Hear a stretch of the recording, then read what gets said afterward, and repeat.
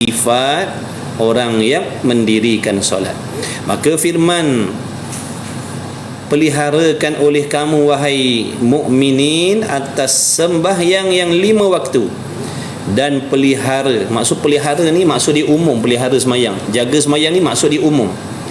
Solat awal waktu, solat berjamaah, solat dalam keadaan khusyuk, solat dalam keadaan cukup syarat dan rukun.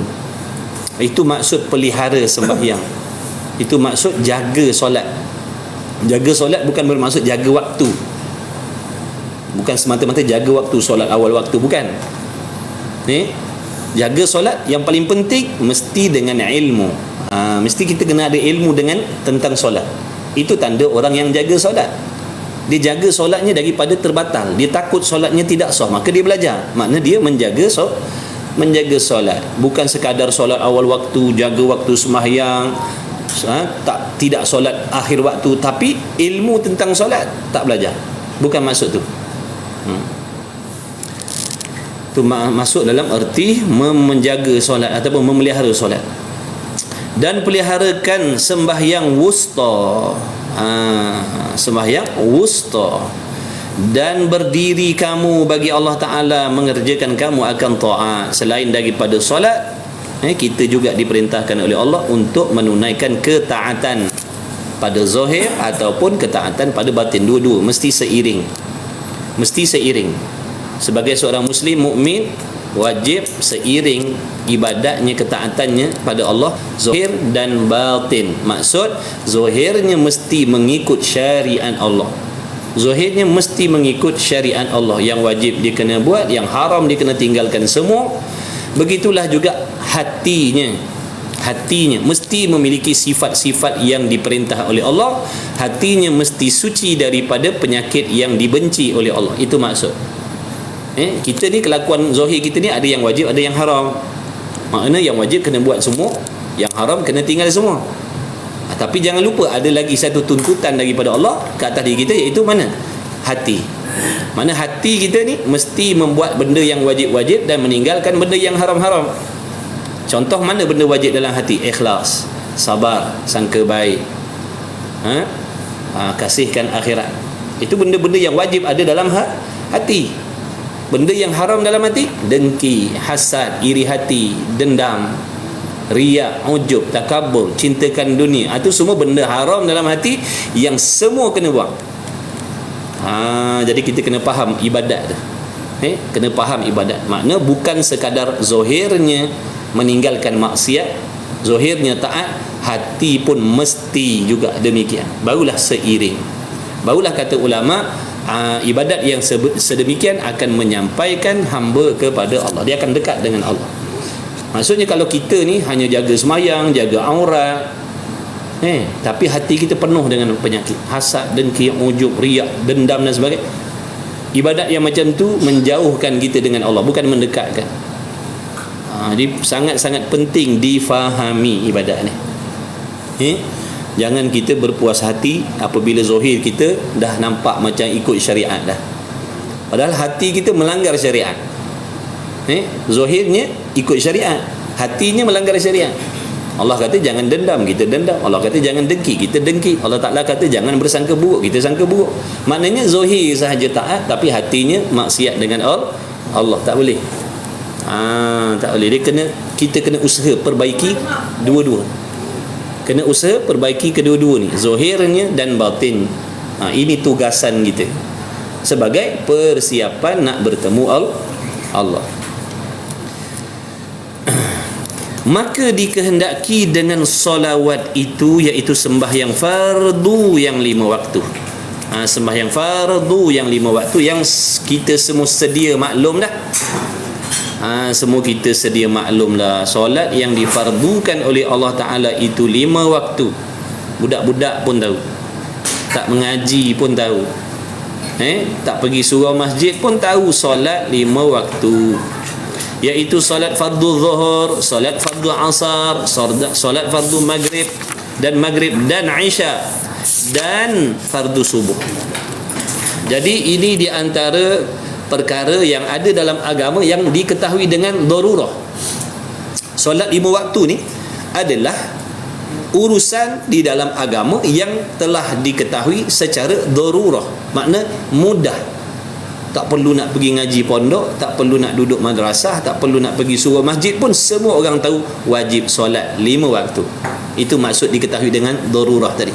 Maka perkara-perkara yang menjadi darurah, maknanya diketahui dengan mudah dalam agama ni, contoh macam solat 5 waktu ni, andai kata ada di kalangan hamba yang ingkar, contohnya dikatakan solat fardu ni sebenarnya tidak perlu, maka kufurlah dia, murtadlah dia. Dia berbeza dengan urusan agama yang rumit. Nak kena tahu tu kena belajar betul-betul baru tahu. Itu kalau ada yang ingkar, tidak menjadikan dia kufur.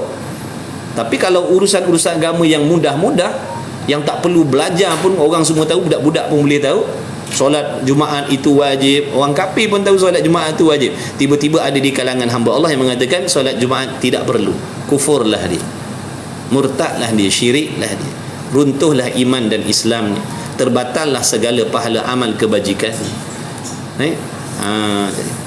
Jadi wajib kita beriman, walaupun dia tak solat, walaupun hamba tadi tidak solat, wajib dia beriman bahawasanya solat 5 waktu itu hukumnya wajib, walaupun dia tak buat.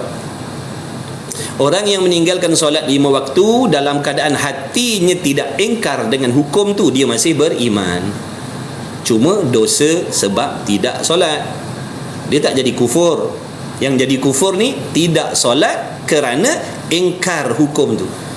Contoh dia kata, aku tak solat sebab aku tak setuju dengan sembahyang. Tu baru jadi kafir. Tapi kalau dia kata saya tak solat ni sebab malas dan macam-macam alasan, saya tak solat sebab saya malas, belum terbuka pintu hati, belum sampai seruan, macam-macam alasan dia. Tapi dia tahu hukum solat tu wajib. Dia tahu dia tak solat tu berdosa. Dia masih beriman. Dia masih beriman. Kalau dia tidak solat kerana dia tak terima hukum solat, kata dia hukum solat ni mengarut je, solat ni tak relevan, buang masa je, maka jadi kafirlah dia. Pakak-pakak kita saling ingat, mengingati, nasihat, menasihati anak isteri kita, ahli keluarga kita, anak-anak kita. Maka demikian itu ialah sembahyang yang tiada diluluskan akan seorang, yakni daripada hamba Allah yang mukallaf, daripada orang Islam, meninggalkan satu pun daripadanya. Jadi ada 5 waktu, satu pun tak boleh tinggal. Solat ni bila kata solat tu fardu, dia tak boleh pilih. Faham hukum syarak? Hukum syarak bila Allah Ta'ala kata wajib, benda yang tak boleh dipilih, itu wajib. Ataupun boleh kita katakan wajib ini paksaan daripada Allah. Allah paksa kita solat. Kenapa kata paksa? Kata dalam Islam tak ada paksaan. Ada tempat tidak ada paksaan. Contohnya mana? Kita tak boleh nak paksa kawan-kawan kita yang bukan Islam masuk Islam. Tak boleh. Tak boleh paksa dia. Tempat Allah paksa, Allah paksa. Siapa pun, meskipun dia raja, dia mesti solat 5 waktu. Semiskin apa pun di atas dunia ni, dia mesti solat 5 waktu. Kenapa kata paksaan? Kerana ada janjian azab daripada Allah. Siapa tak buat, ada ancaman azab daripada Allah. Itu bukti wajib, itu paksaan daripada Allah. Dan ada pula tempat Allah tak paksa, Allah biarkan, ataupun Allah memberi galakan, iaitu tentang perkara yang sunat. Siapa nak solat duha, silakan. Tak nak solat duha, tak ada masalah, tak ada paksaan. Allah tidak menjanjikan azab untuk orang yang tak solat duha. Betul? Jadi dalam Islam ni ada tempat paksaan, ada tempat tidak dipaksa. Kadang-kadang Allah paksa kita buat, dan ada kala Allah paksa kita tinggalkan. Contohnya arak, Allah paksa tinggalkan. Siapa pun dia tak boleh minum arak. Siapa pun, sekaya apa pun dia, kalau dia ingkar, dia minum juga, maka ada janjian azab daripada Allah. Jadi kita kena faham betul-betul hukum syarak yang 5 tu, wajib, sunat, makruh, haram, harus tu fahamkan betul-betul. Kalau kita tak faham, nanti kita pilih-pilih.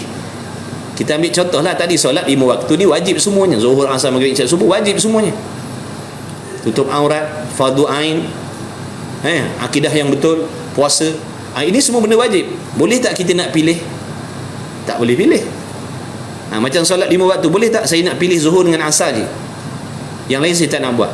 Tak boleh, sebab yang lain tu juga Wajib. Kalau contoh orang lelaki-lelaki, dia ketua keluarga, dia suami, dia nak pilih apa? Mencari nafkah yang halal saja. Dia nak cari rezeki yang halal saja, nak bagi nafkah pada anak bini dia. Dipilih salah satu daripada perkara yang diwajibkan oleh Allah ke atas diri dia sebagai seorang suami. Tiba-tiba dia meninggalkan solat. Tak boleh lah. Sebab mencari nafkah yang halal pun wajib bagi diri dia, mendirikan solat pun wajib bagi diri dia, apa lagi? Menuntut ilmu yang fardu ain pun wajib bagi diri dia. Jadi wajib itu bukan pilihan. Tapi ramai suami yang pilih. Ramai suami yang pilih-pilih. Saya pilih solat, saya pilih cari nafkah halal. Menuntut ilmu fardu ain saya tak nak. Maknanya saya telah meninggalkan kewajipan. Itu menuntut ilmu fardu ain bagi diri dia satu. Apa lagi wajib atas suami? Mengajar isteri dan anak-anaknya ilmu fardu ain, wajib lagi. Jadi banyak lagi benda wajib ni. Kita solat 5 waktu, cari nafkah halal, bagi anak bini nafkah, dah kita rasa dah aku sebagai seorang suami yang dah menunaikan tanggungjawab.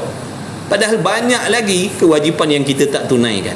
Jadi jangan kita berasa kita suami yang dah sempurna, dah adil, dengan kita cari nafkah halal, bagi anak bini kita rumah, kereta, duit, makan minum yang cukup. Dah. Satu lagi tu, wajib mengajar isteri dan anak-anak kita ilmu fardu ain. Kita wajib ajar isteri dan anak-anak kita tentang ilmu tauhid, ilmu fiqh, ilmu tasawuf. Kita sebagai suami wajib ajar. Kalau tidak, itu satu dosa kita yang kita akan dipertanggungjawabkan nanti. Tu dia kata, ustaz, saya tak boleh nak mengajar. Saya belajar, saya mengaji, tapi saya tak pandai nak ajar anak bini saya. Wajib carikan guru. Wajib carikan guru mengajar isteri dan anak-anak kita, atau wajib suruh isteri dan anak-anak kita mengaji fardu ain. Tu cara dia. Bukan senang. Banyak tanggungjawab yang Allah pikul. Jadi bila kita tak belajar, kita tak tahu tanggungjawab yang Allah pikul atas diri kita. Kita ingatkan Allah suruh kita semayang aja. Kita ingatkan Allah suruh kita cari nafkah halal dia untuk anak bini. Rupa ada lagi kewajipan yang lain. Jadi kita kena takut, kena risau, kena bimbang kerana ada lagi kewajipan yang kita belum buat lagi. Fikir-fikirkanlah.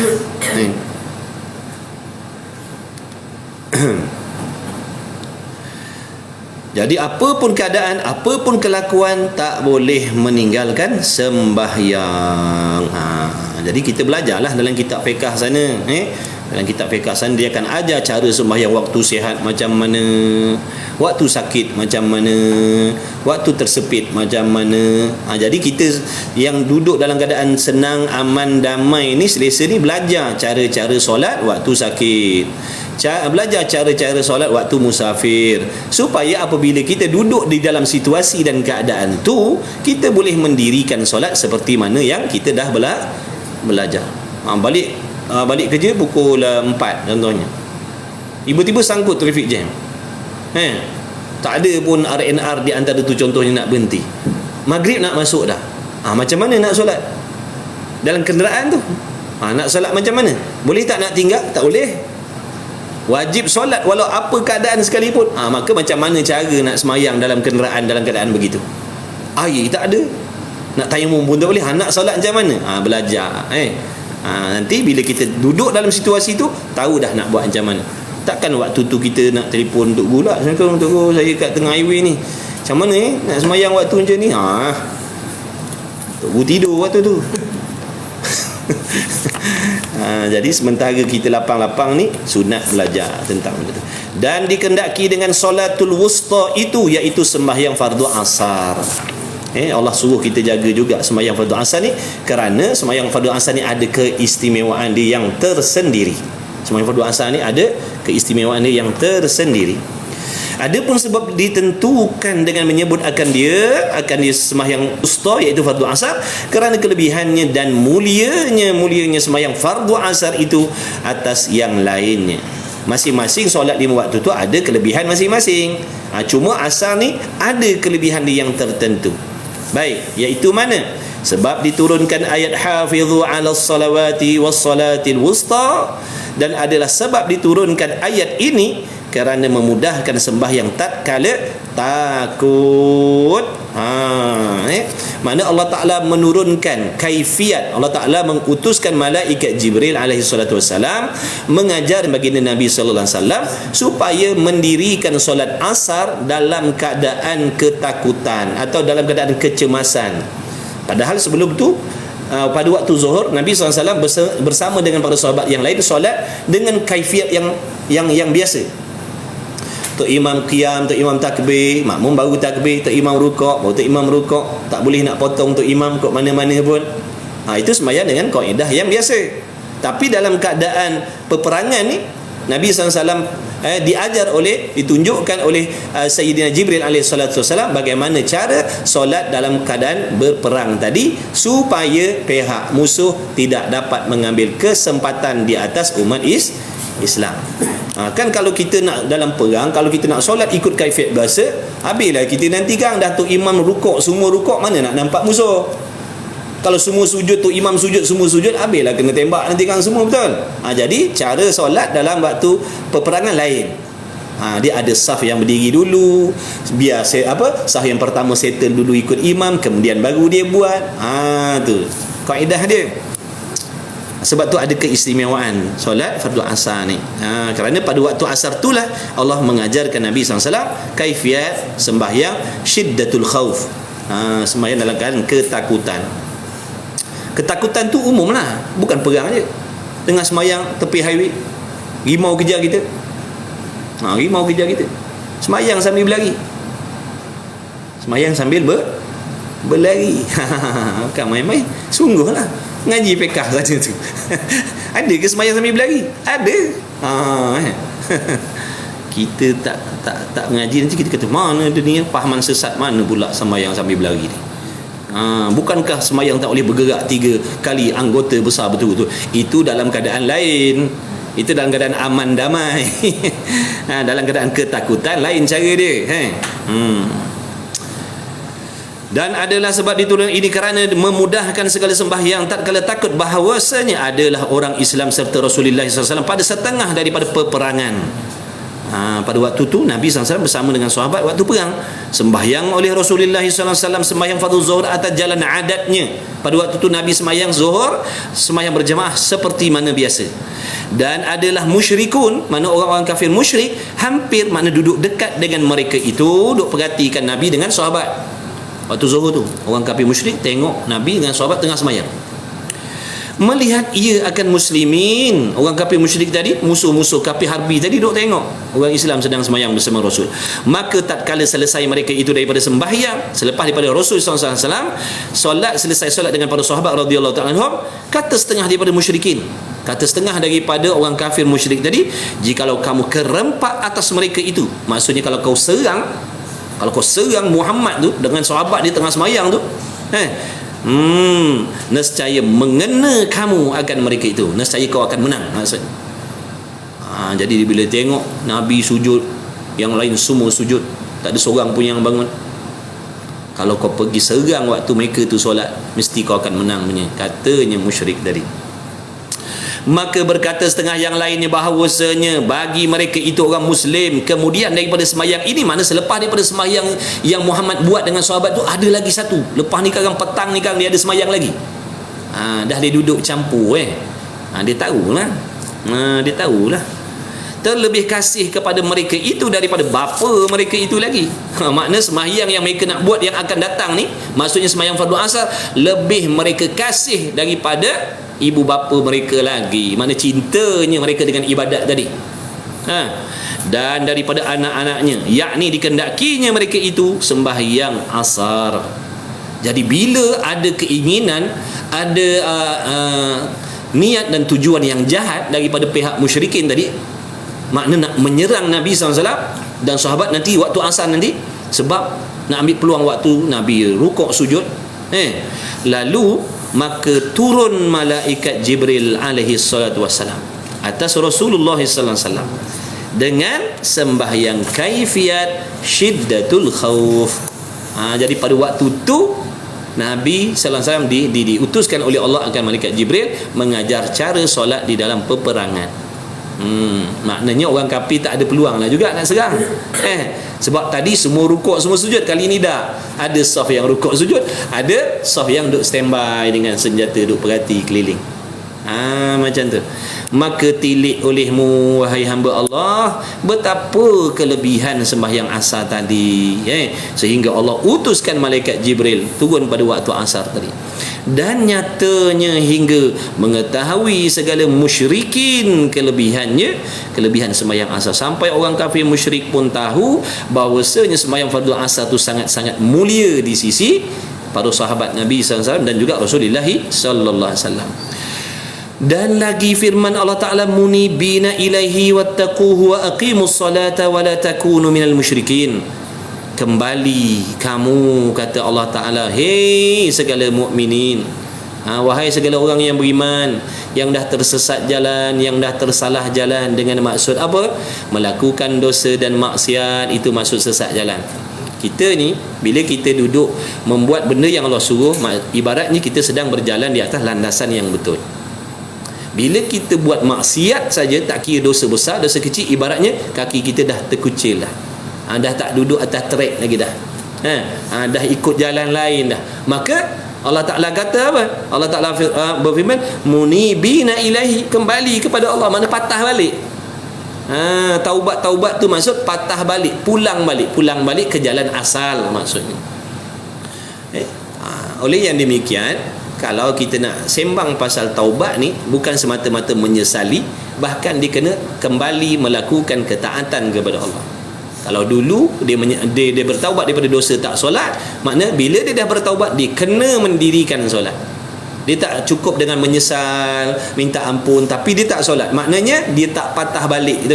Dia belum patah balik, dia kena patah balik. Itu syarat taubat. Dia kena patah balik di atas landasan yang betul tadi. Itu syarat taubat. Bukan semata-mata menyesal, menangis, tapi tidak kembali melakukan taat kepada Allah. Itu bukan taubat namanya. Itu bukan taubat. Taubat ni makna patah balik, kembali balik, pulang balik kepada Allah. Makna kembali melakukan taat selepas daripada kita jatuh kepada maksiat.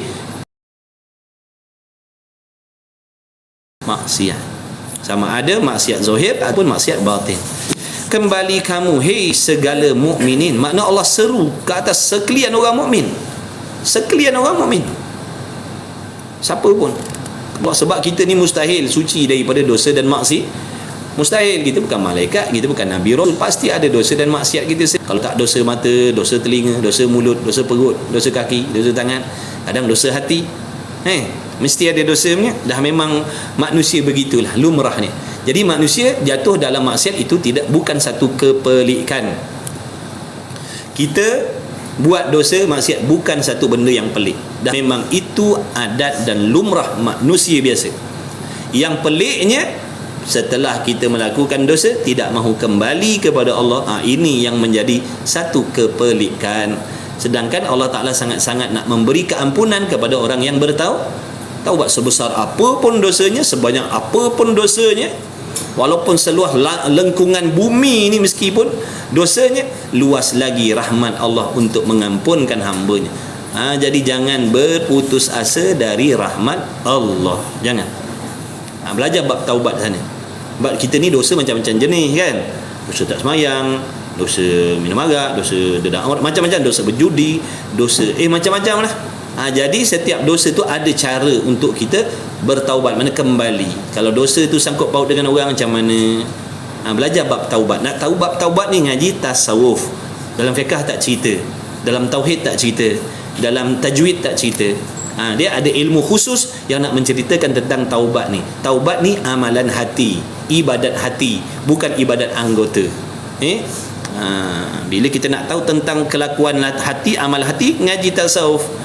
Ngaji tasawuf, macam mana nak hasilkan sabar, macam mana nak hasilkan ikhlas, macam mana nak hasilkan tawakal, macam mana nak hasilkan nak buang sombong, itu dalam tasawuf. Ngaji tasawuf. Sebab tu fardu ain. Tasawuf tu fardu ain, kena ngaji juga, wajib mengaji ilmu tasawuf tu. Kalau kita dah minta ampun sungguh-sungguh, tiba-tiba orang tu tak nak maafkan kita, macam mana nak buat? Semua ada jalan keluar. Dalam Islam ni ada jalan keluar.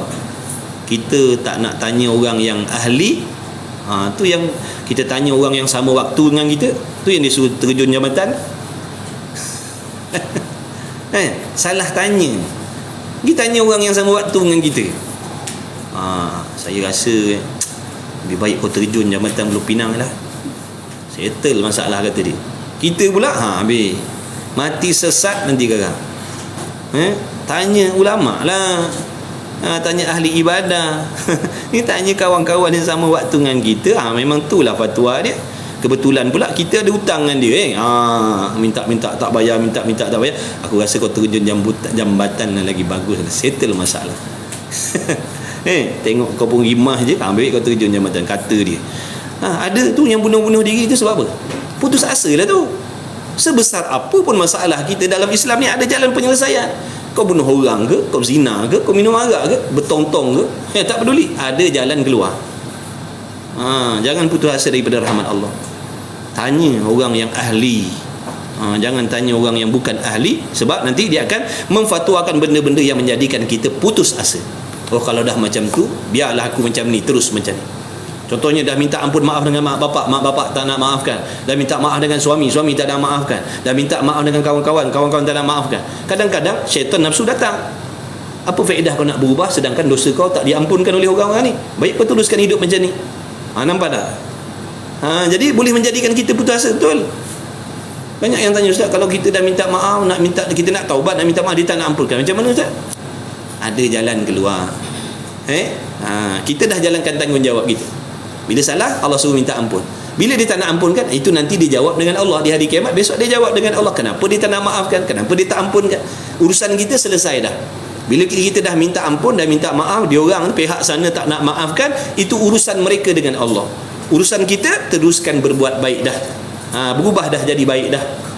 Jangan dengan sebab dosa kita tak diampunkan, kita putus asa dan kita mengambil langkah untuk duduk dalam keadaan dosa dan maksiat tu.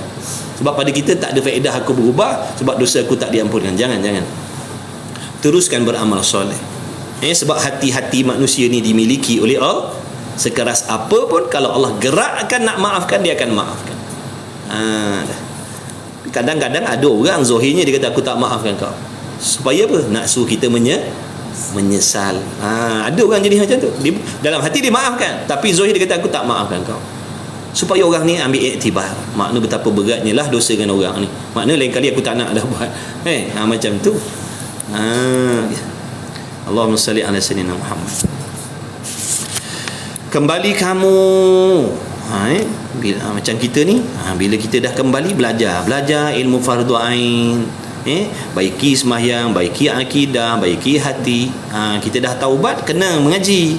Jangan kita taubat tapi kita tak nak belajar, jangan. Nanti tak ada faedah kita taubat tu. Sebab nak kembali kepada Allah, melakukan taat tu mesti dengan ilmu. Jangan kita kata taubat tapi kita tak nak menuntut ilmu. Mana boleh? Ibadat yang kita buat tanpa ilmu, Allah tak terima.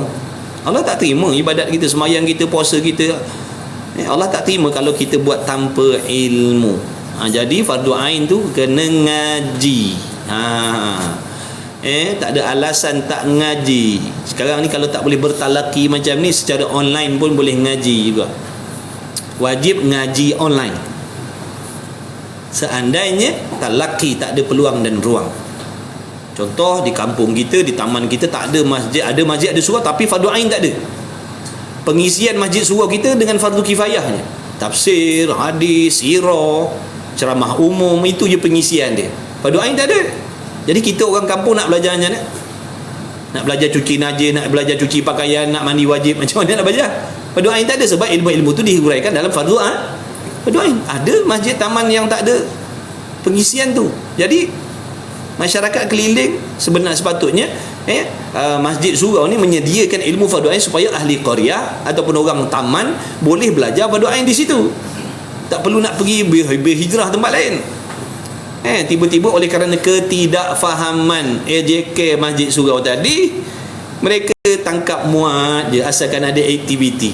Dia tak tahu beza mana fardu ain, mana fardu kifayah. Contohlah begitu keadaannya. Tiba-tiba secara online kita boleh ngaji tauhid, boleh ngaji tasawuf, boleh ngaji fiqh. Maka wajiblah ngaji secara online tadi. Tak ada alasan kita kata saya tak mengaji sebab dekat Masjid Surau tak ada kuliah fardu ain. Tak, ni secara online boleh ngaji. Boleh je, sah je ilmu walaupun secara online, tapi pastikan yang mengajar tu ilmunya betul, akidahnya betul, syariatnya betul. Jadi hati-hati juga walau ambil ilmu secara online ni, tengok juga dia sama je, cuma sini bertelaki, bertemu, berdepan, maksudnya ni di alam maya sama je. Kalau kita kata mengajar sini rukun semayang 13, yang dalam online pun 13 lah juga. So ilmunya walaupun secara online jadi kita buat jadual.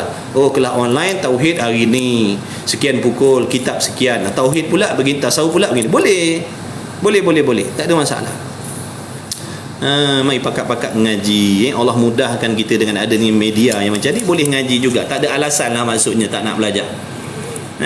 Kuliah pula ada yang kuliah subuh, kuliah zuhur, kuliah asar, kuliah maghrib, kuliah isyak. Ada je waktu. Tak ada hari Isnin, hari Selasa, hari Rabu, hari Khamis, hari Jumaat. Ada je. Kita yang kadang-kadang banyak bagi alasan. Ada alasan habislah. Tak apiklah nak nolong kalau ada alasan. Dan dirikan oleh kamu akan sembahyang. Siapa nak ikut kita punya kelas-kelas online boleh. Ambil kita punya TikTok kita punya TikTok, kita ada kelas fardu selalu dalam dia tengah hari, dia lepas maghrib ada. Boleh ikut, tak ada masalah.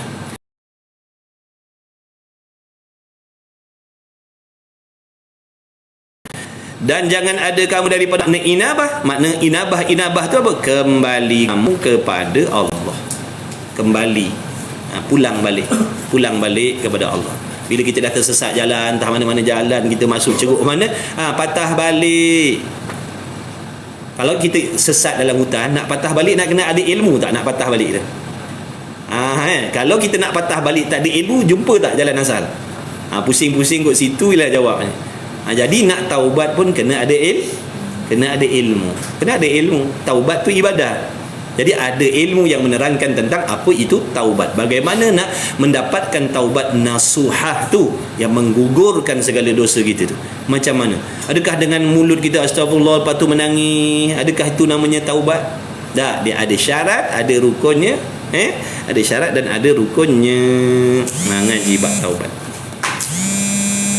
Taubat itu ibadat hati. Walaupun mulut kita tak baca astagfirullah, walaupun matanya tak menangis, cukup dengan hati tadi menghadirkan rukun-rukunnya, maka dia dipanggil orang yang bertaubat. Tak payah ambil wuduk, tak payah ngadap kiblat, tak payah duduk dalam masjid, dalam hadas besar pun dia boleh bertaubat. Tengok Allah nak mempermudahkan umatnya Nabi Muhammad sallallahu alaihi wasallam agar mereka diampunkan dosa oleh Allah. Atas motor boleh taubat, sambil bawa motor kat Sepang boleh taubat. Jangan main-main. Sebab taubat tu hati, bukan anggota. Perlu sujud, tak perlu rukuk, tak perlu ngadap kiblat.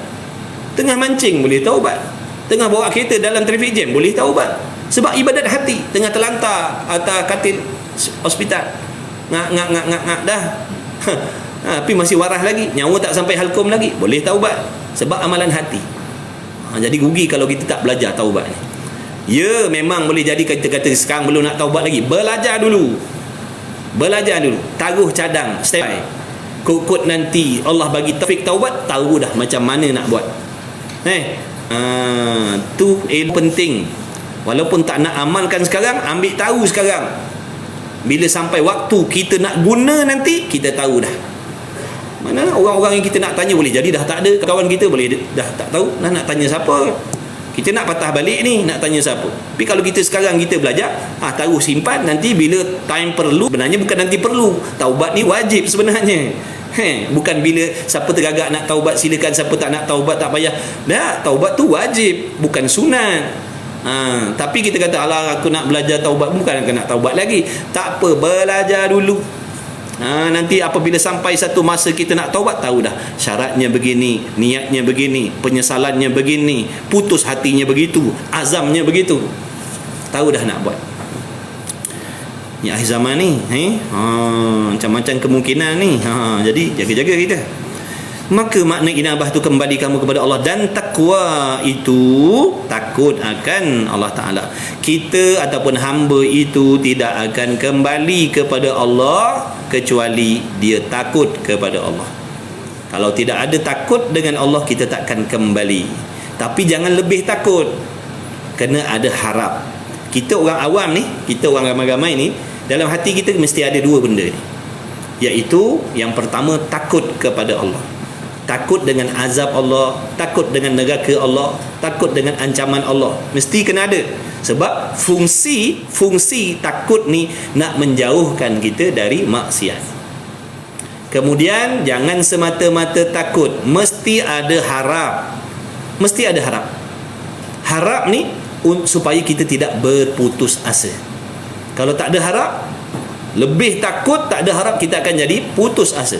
Contohnya kalau anak-anak yang lari daripada rumah, dia terlalu takut dengan ibu bapanya, dalam hatinya tak ada rasa harapan mak bapaknya akan terima, akan maafkan dia, dia akan terus lari, dia tak akan pulang dah. Tapi kalau dalam hatinya ada harap ibu bapanya akan maafkan dia, dia akan balik. Dia akan balik. Begitulah juga hamba, kalau terlalu takut dengan Allah tanpa ada harap dengan Allah, dia akan terus dengan dosa dia. Allah tak terima dah aku terlalu banyak dosa, semua jenis maksiat aku buat, Allah tak ampun dah aku. Dia jadi rosak macam tu, putus asa. Tapi kalau dia yakin Allah akan mengampunkan aku, Allah Maha Pengampun, Allah dah janji dah, Allah akan mengampunkan segala dosa-dosa hamba-Nya yang nak bertaubat, jadi insya-Allah dia akan kembali kepada Allah. Kemudian katanya musannif lagi, dan takwa itu takut akan Allah Ta'ala. Nak takwa tu pula macam mana? Nak takwa tu macam mana pula? Kena belajar mengenal Allah, kena kenal Allah, ngaji tauhid, ngaji ilmu tauhid, mengenal Allah. Jadi bila hambanya kenal siapa itu Allah, akan timbul takut dalam hati dia. Kata Imam Al-Ghazali rahimahullahu ta'ala, sifat takwa itu adalah suatu sifat yang akan muncul dalam diri seseorang apabila dia mengenal Allah. Bila dia kenal Allah, dia akan takut kepada Allah. Kalau dengar nama tak takut, dengar nama taknya takut. Budak-budak kecil tu, dia cerita dengan dia rimau, cakap dengan dia rimau, dia takut tak rimau? Silap dia nak pergi peluk lagi, ada rimau tu. Sebab dia tak kenal, dia hanya tahu nama. Tapi bila dia dah dewasa, bukan sahaja nama harimau, bahkan dia dah belajar sifat-sifat harimau tu macam mana sifat dia, apa dia makan, kalau dia bengih macam mana, kalau dia terkam macam mana. Daripada dia mengenal sifat-sifat harimau tadi, menjadikan dia takut, makna gerun dengan haiwan yang namanya harimau tadi, berbanding dengan yang hanya tahu nama sahaja. Apa sifat Allah? Allah tu nama bagi Tuhan, apa sifat dia? Kalau ilmunya bagaimana? Kalau kudrat yang macam mana? Kalau pendengar pelihat dia macam mana? Kalau kita tak faham benda-benda tu, mustahil kita takut. Sama macam tadilah perumpamaan yang kita buat tadi. Kalau sekadar dengar harimau, tapi tak tahu sifat harimau tu macam mana nak menjadikan kita gerun? Macam mana nak menjadikan kita lari jauh daripada dia? Kalau tak, cuma beza takut dengan Allah dengan takut dengan makhluk ni lain. Takut dengan harimau, kita akan lari sejauh-jauhnya. Tapi bila takut dengan Allah, dia akan mendekatkan diri sedekat-dekatnya dengan Allah.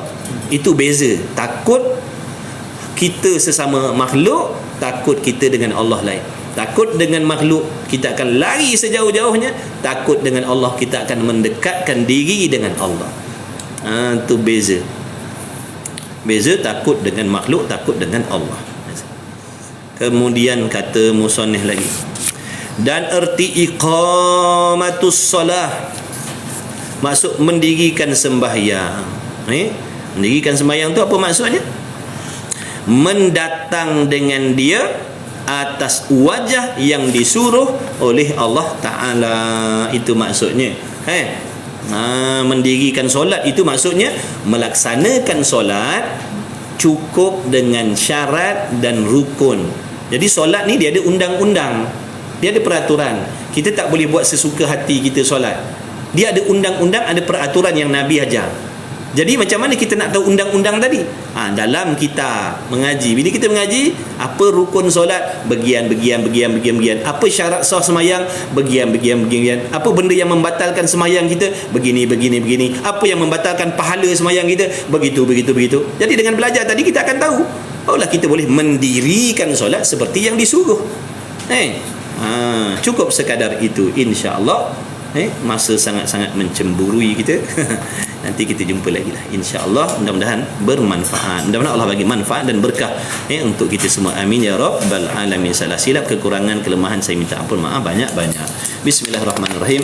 Alhamdulillah wassalatu wassalamu ala Rasulillah. Allahumma rabbana fa'na bima 'allamtana, rabbana 'allimna alladhi yanfa'una, rabbana faqih ahlana wa qarabati lana fi dinina ma ahli kutri unsa wa dzakar. Wa sallallahu ala sayyidina Muhammad walhamdulillahi rabbil alamin. Taqabbalallahu minni wa minkum, minna wa minkum taqabbal ya karim. Bang, tolong tanda saya punya kitab muka surat 49. Nanti senang hasil sebab kita tak sama. 49 dah.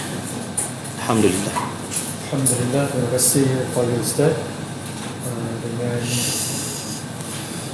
mengaji pada hari ini, insya-Allah taala. So kita akan sambung semula untuk pengajian kita, iaitu pada setiap minggu kedua dan minggu keempat. So next adalah pada bulan 12 lah, minggu kedua, insya-Allah taala. Terima kasih semua dan perhatian. Assalamualaikum warahmatullahi wabarakatuh. Assalamualaikum warahmatullahi wabarakatuh. Alhamdulillah.